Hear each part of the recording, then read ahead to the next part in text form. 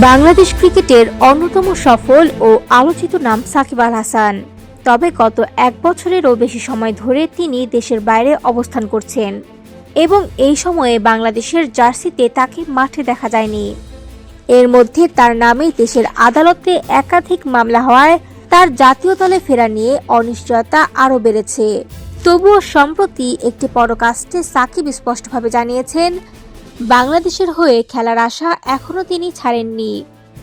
এই প্রেক্ষাপটে আজ সাকিব আল হাসানের ভবিষ্যৎ নিয়ে গুরুত্বপূর্ণ মন্তব্য করেছেন বাংলাদেশ ক্রিকেট বোর্ডের মিডিয়া কমিটির চেয়ারম্যান আমজাদ হোসেন। তিনি বলেন, সাকিবের ফিটনেস ও বর্তমান ফর্ম বিবেচনায় নিলে তার আরও অনেক বছর আন্তর্জাতিক ক্রিকেট খেলার সক্ষমতা রয়েছে। তবে তিনি বাংলাদেশের হয়ে খেলবেন কিনা সে সিদ্ধান্ত পুরোপুরি নির্ভর করবে নির্বাচক কমিটির ওপর। নির্বাচক কমিটি যখন যাকে প্রয়োজন মনে করবে তাকেই দলে অন্তর্ভুক্ত করবে।